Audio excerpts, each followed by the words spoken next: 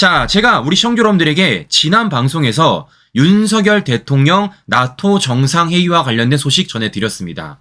실제 윤석열 대통령이 미국 워싱턴에서 열리는 나토 정상회의를 마치고 귀국했다라는 소식 말씀드렸고, 실제 그 나토 정상회의에서 어떠한 안보 외교적인 성과를 이루었는지까지 세세하게 전해드렸습니다. 그런데 제가 항상 말씀드린 게 뭡니까? 윤석열 정부가 외교 안보적인 노력을 기울인 이유는 궁극적으로 뭐를 위한 거라고요? 경제를 위한 것이다 라고 제가 말씀을 드렸어요. 실제 이 나토 정상회의에서도 윤석열 대통령 외교 안보적인 성과뿐만이 아니라 경제적인 성과를 위해서 뭐 했다고 말씀드렸죠? 실제 4개국 정상을 만나 원전 세일즈했다라고 말씀을 드렸습니다. 실제 그리고 어떤 국가들을 만났다고 말씀드렸죠? 체코, 네덜란드, 스웨덴, 핀란드를 만나서 원전 수출을 타진했고, 그 무엇보다 가장 중요한 건 조만간에 30조 규모의 체코 원전이 결과가 발표될 것이다. 이와 관련돼서 윤석열 대통령이 지원 사격을 하고 왔다라고 말씀을 드렸습니다. 그리고 이게 어제 발표가 됐어요. 프랑스와 경쟁 중인 30조 체코 원전과 관련돼서 우리가 15년 만에 수출 쾌거를 올린 것입니다. 우리가 실제적으로 우선 협상자 대상자로 지정이 된 거예요. 즉 이와 관련돼서 우리가 조만간에 계약한다라는 겁니다. 자, 지금 이런 성과 냈다는 걸 확인해 볼 수 있다는 것입니다. 실제 중요한 건 우리가 이 정도라는 겁니다.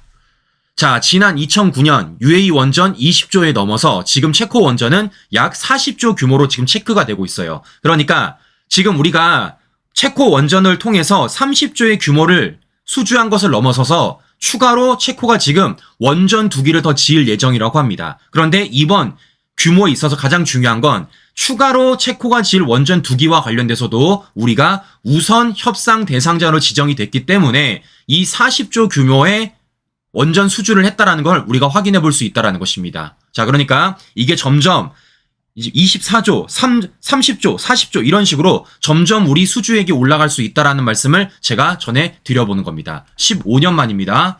자, 실제 어제 이와 관련돼서 성태용 정책실장이 브리핑을 열었는데요. 어떤 얘기를 하는지 간단하게 들려드리고 방송 이어가 보도록 하겠습니다. 조금 전 체코 정부는 최대 4기에 달하는 신규 원전 건설 사업의 우선 협상 대상자로 대한민국의 한수원을 최종 선정했다고 발표했습니다. 이로써 한수원은 두코바니 원전 2기 건설의 우선 협상 대상자가 되었고, 추후 체코 정부가 태물린 원전 2기 건설을 결정할 경우 한수원이 우선 협상 대상자가 될 것입니다. 2009년 UAE 바라카 원전 수주 이후 15년 만에 쾌거이며 상업용 원자로를 최초로 건설한 원전의 본산 유럽에 우리 원전을 수출하는 교두보가 마련되었습니다. 체코 역사상 최대 규모의 투자 프로젝트에서 대한민국의 손을 들어준 체코 정부에 감사드립니다. 체코 정부는 한수원의 입찰서가 모든 평가 기준에서 우수했다고 밝혔습니다. 총 예상 사업비는 2기 24조 원입니다. 계약 금액은 향후 협상을 거쳐 최종 결정될 예정입니다. 윤석열 대통령은 팀 코리아가 되어 함께 뛰어주신 우리 기업인들과 원전 분야 종사자, 정부 관계자, 그리고 한마음으로 응원해주신 국민 여러분께 깊이 감사드린다고 하였습니다.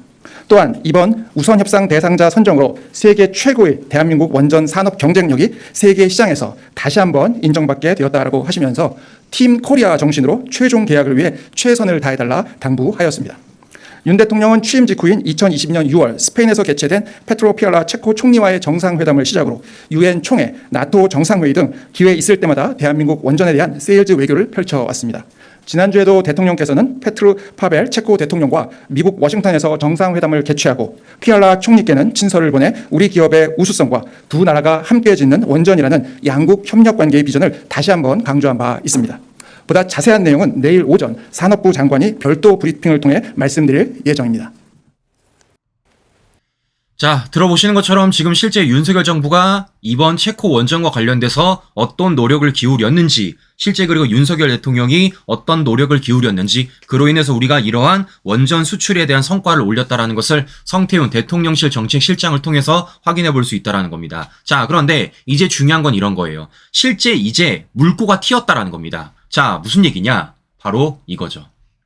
우리가 실제 EU 국가죠. 그러니까 유럽 국가에 있는 원전 최강인 프랑스를 꺾고 실제 체코 원전을 수주했기 때문에 뭐라는 겁니까? 유럽 시장 추가 수주에 파란불이 켜졌다라는 겁니다. 자, 그래서 제가 우리 시청자 여러분들에게 몇 가지 국가를 좀 알려드리면요. 자로 이렇게 있습니다. 자, 보시는 것처럼 폴란드, 루마니아 원전 건설 예정지가 확정이 되었고 네덜란드, 핀란드 같은 경우에는 추가 원전 도입 타당성 조사를 하고 있다고 합니다. 무엇보다 제가 가장 주목하는 것은요. 어디냐? 스웨덴이에요. 2045년까지 원전 최소 10기를 건설하기로 지금 예정돼 있다고 합니다. 이거 제가 이미 우리 시청자 여러분들에게 기사 한번 보여드린 적이 있어요. 자, 뭡니까? 바로 이겁니다. 스웨덴도 43년 만에 탈원전을 벌이며 20년 내 원자로 10기를 건설한다 라고 말씀을 드렸고 실제 이와 관련돼서 누가 윤석열 대통령이 나토 회담에서 스웨덴과 정상회담 열어서 반산 원전 협력까지 맺기로 지금 약속을 했다라는 것입니다. 자, 이렇기 때문에 추가 있을 이 원전 수출, 우리 유럽 수출에 대해서 청신호가 커졌다라는 걸 확인해 볼 수 있다라는 것이죠. 자, 이와 관련돼서 윤석열 대통령 메시지 냈습니다. 어떤 메시지 냈습니까? 체코 원전 수주 팀 코리아로 함께 뛴 결과다라고 낸 거예요. 자, 여기서 중요한 건 뭐겠어요? 단순히 이 노력을 윤석열 대통령 혼자 한 것도 아니고 모든 기업들과 모든 공직자들이 함께 했다라는 것이고 무엇보다 윤석열 정부가 그렇게 세일즈를 열심히 했던 이유는 뭐겠습니까? 바로 기업들을 살리기 위한 겁니다. 기업들을 살리기 위해서. 우리 그 훌륭한 원전 기술을 사장될 뻔했던 것을 윤석열 정부가 탈원전을 폐기하면서 실제 그 원전 세일즈를 벌였던 것이고 그로 인해 이 원전과 관련된 우리 기업들이 살 수 있다라는 것이죠. 즉 뭐 하는 겁니까? 우리 내부 원전 시장이 활성화될 수 있다라는 것이고 기업이 산다라는 건 그 기업에 종사하는 실제 우리 근로자분들이 더 나은 혜택으로서 일을 할 수 있는 계기가 마련해진 것 아니겠습니까? 이게 경제 성과죠. 이게 경제 살리는 거죠. 자, 그러면 이거 누구랑 비교해 볼 수 있겠습니까? 당장 문재인과도 비교해 볼 수 있잖아요. 실제 문재인도 체코 총리 만나서 원전 세일즈 했습니다. 그러면서 한국 원전 세계 최고다라고 말했던 게 문재인이에요. 됐습니까? 안 됐잖아요. 자, 보시는 것처럼 정부가 어떻게 움직이냐에 따라서 어떤 성과를 낼 수 있는지를 우리가 또 한번 확인해 볼 수 있다는 겁니다. 확실히 문재인과 다르다라는 말씀을 제가 해드려 보는 것인데요. 자, 이런 과정 속에서 그러면 이것을 언론들은 어떻게 비출까, 어떻게 보도할까라고 저는 되게 궁금했었습니다. 자, 그래서 오늘자 조간신문을 제가 좀 봤어요. 오늘자 조간신문. 자, 실제 보니까요. 보시는 것처럼 자, 보시면요. 자, 조선일보 1면에 실었고요. 중앙일보도 1면에 실었고요. 동아일보도 1면에 실었고요. 한국일보도 1면에 실었고요. 국민일보도 1면에 실었습니다. 근데 되게 웃긴 건 이 저쪽 언론들이에요. 한겨레와 경향입니다. 자, 일단은 제가 경향부터 보여드리면요. 자, 경향도 보도는 했어요. 보도는 했는데 오늘 조간신문에 몇 면에다 보고를 했느냐? 1면도 아닙니다. 2면도 아니에요. 3면도 아닙니다. 몇 면에 보도했느냐? 16면에 보도했습니다. 여러분들. 16면에. 야, 대단하다. 이럴 거면 하지를 마, 그냥. 이럴 거면. 네? 그러니까 실제 어제 저 발표가 저녁 늦게 발표됐기 때문에 TV 뉴스에는 대대적으로 보도가 아직 안 됐습니다. 그래서 어제 보도된 곳은 9시 뉴스를 진행하는 TV조선과 KBS만 그렇게 보도를 했어요. 그래서 궁금했던 건 오늘 조간신문에 이와 관련돼서 어떻게 보도했냐 봤는데 다른 신문들은 전부 다 1면에 보도를 하는데 경향신문만 유독 16면에 보도를 했다라는 겁니다. 이럴 거면 하지를 마요. 이럴 거면. 네. 무엇보다 더 웃긴 건 뭐냐면요. 한겨레입니다. 자, 한겨레는 이와 관련돼서 1면에 보도는 하긴 했어. 1면에. 근데 뭐라고 썼습니까? 덤핑 논란도 라고 쓴 겁니다. 덤핑 논란. 이럴 거면 하지를 마, 그냥. 네. 뭐 이런 거 갖다 붙이십니까? 그럼 여기서 말하는 지금 한겨레가 말하는 덤핑 논란이 무엇이냐? 가격과 관련된 부분인 겁니다. 가격. 그러니까 우리가 체코 원전을 수주함에 있어서 프랑스와 경쟁을 했는데 우리 가격이 낮기 때문에 그게 덤핑 논란이 있다라는 거예요. 그게 어떻게 덤핑입니까? 우리 경쟁력이지. 네? 자, 보여드립니다. 실제 우리 원전에 3가지 경쟁력이 있어요. 첫 번째 안전성, 두 번째 가격, 세 번째 시공 능력입니다. 실제 건설 비용이 프랑스의 2분의 1이에요. 이게 강점인데 이걸 어떻게 덤핑이라고 말하라는 겁니까? 네? 아주 그냥 그럴 거면 하지를 마세요. 네? 뭘 그렇게 보도를 합니까? 꾸역꾸역. 네? 자, 보시는 것처럼 지금 이 편향된 언론들이 얼마나 윤석열 대통령의 성과를 깎아내리려고 하고 있는지를 확인해 볼 수 있다는 것인데, 중요한 건 뭐 하는 겁니까? 안 되는 건 안 되는 거다라는 말씀을 제가 한 번 더 드려보는 것입니다. 자, 보시는 것처럼 우리가 실제 정권 교체를 통해서 문재인 정권의 탈원전을 폐기했고, 그 탈원전 폐기를 통해서 어떠한 성과를 내고 있는지를 확인해 볼 수 있다는 것이에요. 되잖아요, 신규 여러분들. 그리고 중요한 건 그게 지금 윤석열 정부 2년 만에 이루어진 성과이고, 앞으로 3년에 있어서 더 많은 원전 수출의 길이 열렸다는 것이고, 그 원전 수출의 길이 이제 어디라는 겁니까? 유럽 시장을 향해서 갈 수 있다는 걸 제가 한 번 더 말씀을 드려보는 것입니다. 이게 성과라는 거예요. 자, 그런데 지금 윤석열 정부와 관련돼서 이런 소식만 들리는 게 아닙니다. 자, 어떤 소식도 들리고 있느냐? 제가 여러 차례 말씀을 드렸지만 실제 주 쿠바 북한 외교관이 한국에 망명했다라는 소식 들려드렸고, 더 나아가 프랑스 주재 북한 외교관 가족도 미국에 망명했다라는 소식 전해드렸어요. 자, 이것뿐만이 아니라 어제 들어보니까요, 중국에서도 북한 외교관 일가족이 탈북을 했다는 겁니다. 더 나아가 아프리카 공간에서도 탈출 사례가 계속해서 이어지고 있다는 거예요. 뭐 하는 겁니까? 실제 북한 고위급들이 계속해서 탈북 행렬을 이어지고 있다는 걸 확인해 볼 수 있다는 것이죠. 실제 어떻다라는 겁니까? 벌써 1년 반 사이에 20명에 달한다는 겁니다. 그만큼 지금 북한 내부가 얼마나 붕괴되고 있는지를, 김정은 체제가 얼마나 지금 와해되고 있는지를 우리가 이걸 통해서 확인해 볼 수 있다는 겁니다. 자, 그러면 중요한 건 이런 거예요. 이렇게 북한 고위급들이 이러한 탈북 행렬을 할 수 있는 이유도 뭐겠습니까? 바로 윤석열 정부의 대북 기조 때문인 거죠. 여러 차례 말씀을 드렸지만 대통령이 이런 목소리를 내지 않았더라면, 대통령이 이러한 기조를 세우지 않았더라면 이런 뉴스 우리가 볼 수 없는 것입니다. 자, 그러면 정리를 좀 해드리도록 하겠습니다.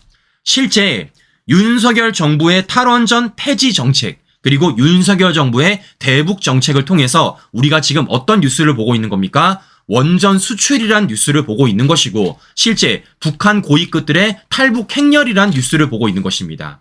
자, 그만큼 정부가 어떤 정책을 가지고 어떤 기조를 가지고 국정을 운영할 때 어떤 뉴스가 보여질 수 있는지를 우리가 확인해 볼 수 있다는 겁니다. 반대로 말씀을 드려볼게요. 이게 만약에 문재인 정권이었다면, 더 나아가 민주당 정권이었다면 이런 뉴스 우리가 볼 수 있겠습니까? 15년 만에 30조 원의 원전 수출 쾌거를 올렸다라는 것, 더 나아가 북한 고위급들, 북한 외교관들이 탈북 러시를 하고 있다는 뉴스 볼 수 있겠냐고요? 볼 수 없죠. 네. 자, 그런데 우리가 정권 교체를 했고, 우리가 정권 교체한 윤석열 정부를 통해서 실제 탈원전 폐지 정책, 그리고 대북 정책이 정상화되었기 때문에 지금 이러한 뉴스를 우리가 확인해 볼 수 있다는 것입니다. 이렇기 때문에 우리가 왜 윤석열 정부를 지켜야 되는지, 더 나아가 그 윤석열 정부를 통해서 우리가 어떠한 목표와 어떤 성과를 이뤄내는지를 제가 우리 시청자 여러분들에게 다시 한 번 더 강조를 드려보고 싶은 것입니다.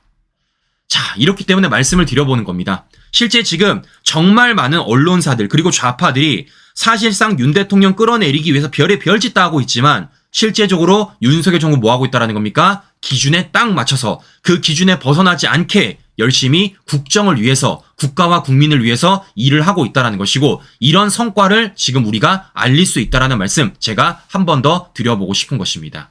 자, 이렇기 때문에 여러 차례 말씀을 드리는 거예요. 지금 당장은 우리가 뭔가 밀리는 것처럼 보이지만, 지금 당장은 좌파들의 가짜 뉴스와 선전선동에 뭔가 우리가 되게 뭔가 안 되는 것처럼 보여지지만, 결국에는 뭐라는 겁니까? 시간이 지나면 지날수록 그 성과는 더 나타날 것이고, 그 성과가 나타나면 나타날수록 윤석열 정부 남은 3년의 임기는 더 성공적으로 마무리될 수 있다라는 말씀을 제가 해드려 보는 것입니다. 보시는 것처럼 실제 좌파들의 선전선동 공격이 있어서 가장 고통받는 사람이 누구겠습니까? 저는 뭐니 해도 윤석열 대통령 당사자라고 생각을 합니다. 그럼에도 불구하고 어떻습니까? 꾸역꾸역 일을 하고 있다는 거예요. 꿋꿋이 일을 하고 있다는 겁니다. 그리고 그런 성과 만들어내고 있다는 겁니다. 자, 신규 여러분들, 당사자인 윤 대통령도 이렇게 그 과정들을 잘 이겨내고 있는데 우리가 함께 이겨내줘야 되지 않겠습니까? 우리가 함께 응원 보내줘야 되지 않겠습니까? 저는 그게 지금 우리가 해야 될 역할이지 않을까라는 말씀을 다시 한번 드려보면서, 자, 방송 마무리하도록 하겠습니다. 자, 오늘도 행복한 하루 보내시고요. 전 다음 방송 다시 뵙도록 하겠습니다. 오늘도 긴 시간 끝까지 시청자 여러분 감사합니다.